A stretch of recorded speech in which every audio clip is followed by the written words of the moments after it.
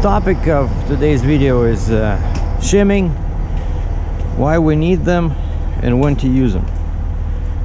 And the only reason you need them is because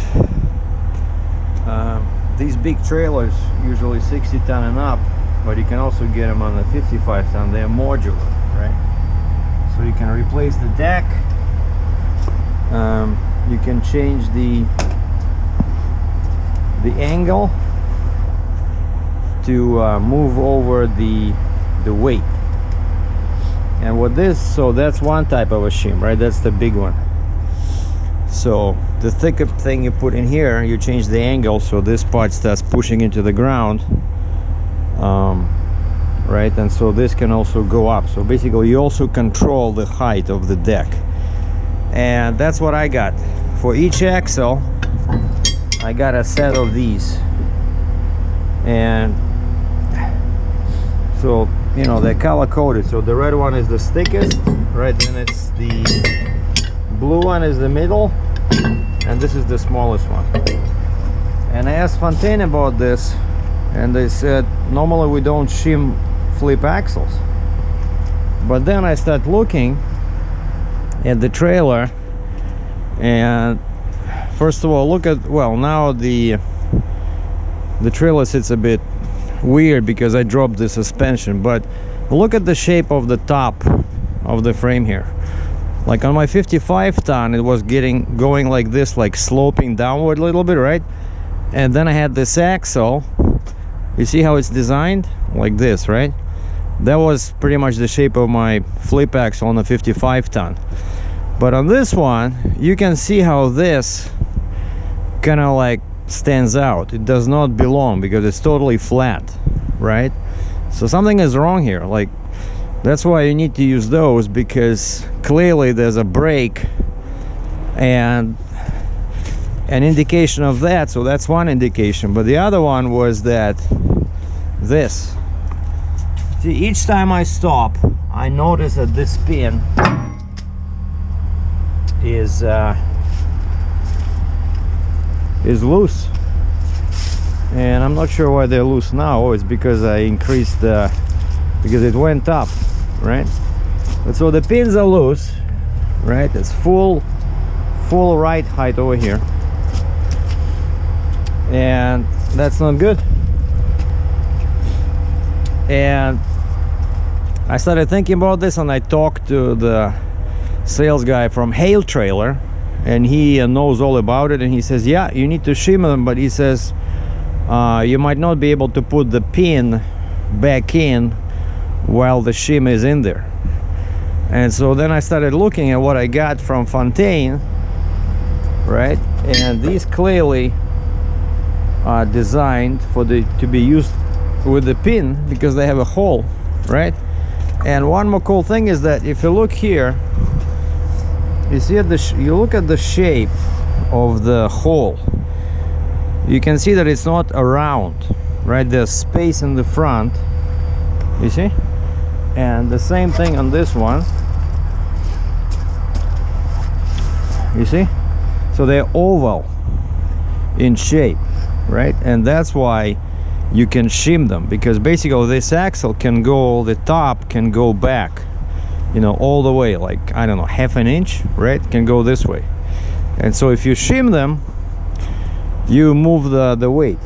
Oh, and the scientific way of doing that, what Fontaine says on their website is, and the reason to know how many shims to use and what type is, well, now it's not correct because again I dropped the front suspension, but what they say you should do is take a measuring tape and go here and measure the distance from the top of the axle to the bottom of the frame. And I measured yesterday, it's pretty much the same thing. It's 6, just over 6, right? Well, now it's 6.5 because I increased the right height. So 6.5 over there, 6.5, well, almost 7 here. But under 1 inch is okay, the difference under 1 inch. But if it's a very big difference, that means that, like, look here, see, 8. So even more than 8. So here we have more than 1.5 inch difference.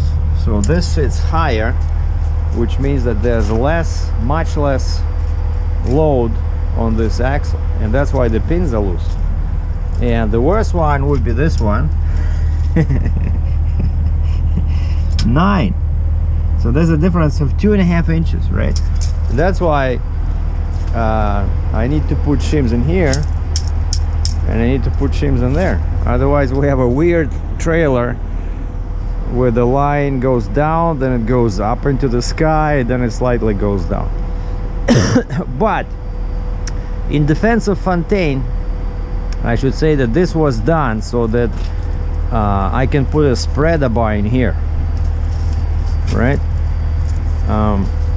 Once you put the spreader bar and this trailer is run as 2+2, then this becomes the front axle in that tandem booster, right? And then it's okay, it becomes like the top is level and this one goes down, you know, no big deal. But now clearly you have to, and of course now it's not a good time to do this because I have a heavy load, but I still have lots of miles to go. I have 100 miles to the border on Monday, and then another 120 to Cambridge, and then another 50 miles, you know. And I want to see if I can just at least, you see, like these guys over here, they use the yellow is the smallest one, right? Yeah, they use the smallest one. At least if I can put even the yellow in here, in between here, just kind of to learn, right? And to do that, we gotta, let's see what happens, because you see the bottom ones are loose, right, on the front, not on this one, not on this one, but I need the top ones, and the top ones are seized by pressure. So let's see what happens if we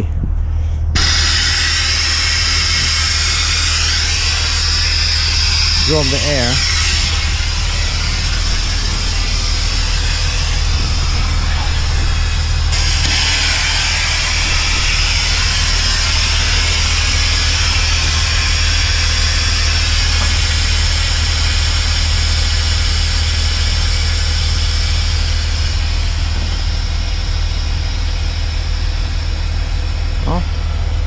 And you can see how it moved over here, but it's still seized. Let's see what happens.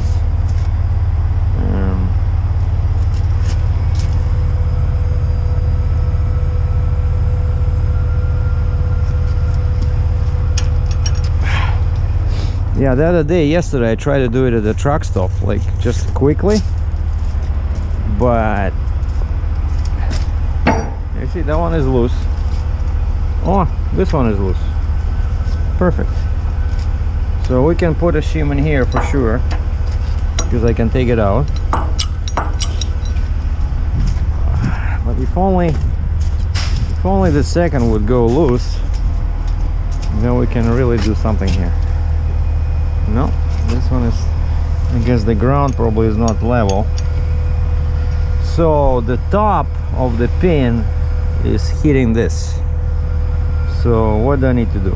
I need to raise the trailer, right? If I raise the trailer, if I raise this, if this part goes down, it's gonna wait a second, what is it gonna do? Yeah, because the pin sits on this, right? So if I raise the front, this should go down. So let's try that.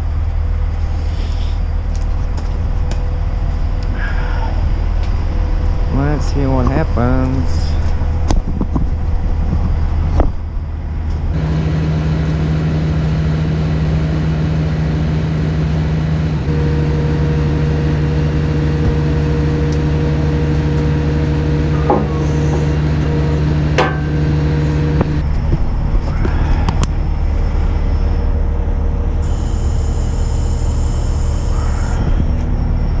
All right, let's go check.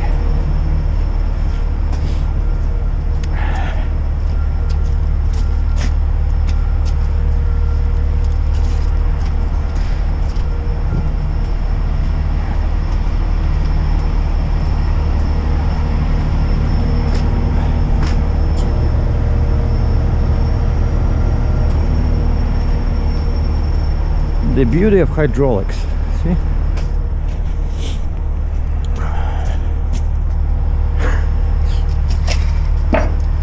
See, those are loose.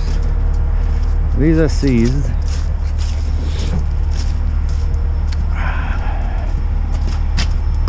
Those are loose.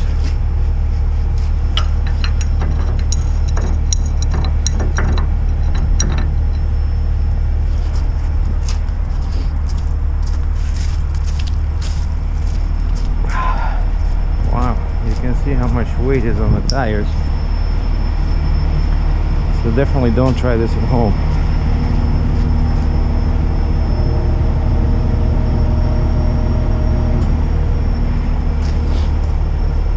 But yeah, next time I will know, so I'll do it when I'm empty. Come on, still don't want to go. See?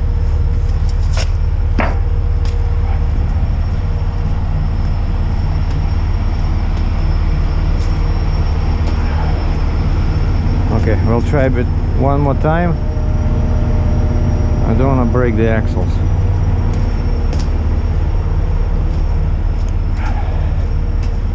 They don't release, they don't release. You see, they're still seized.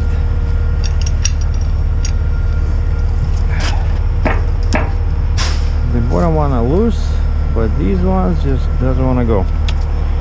Yeah, forget it. Not good.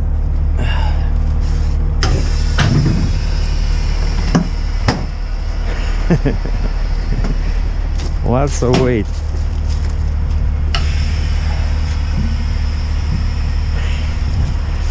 All right. Yeah, the first attempt is unsuccessful.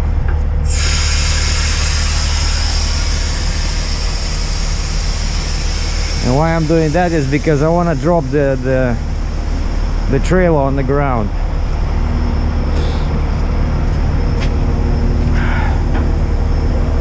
Because I'm going to be sitting here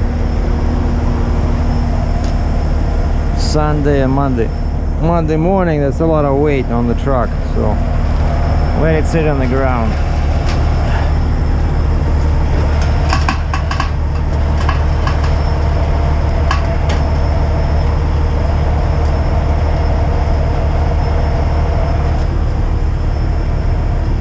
I think this should be good.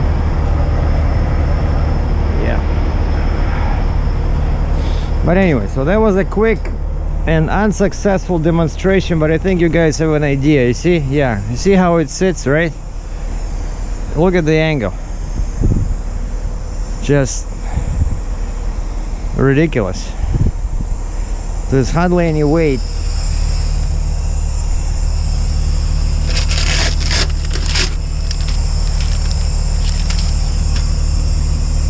Hardly any weight in the back.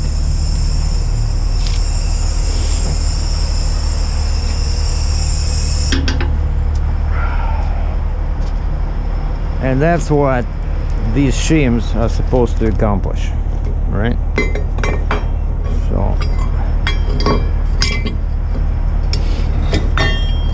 we'll tackle this project.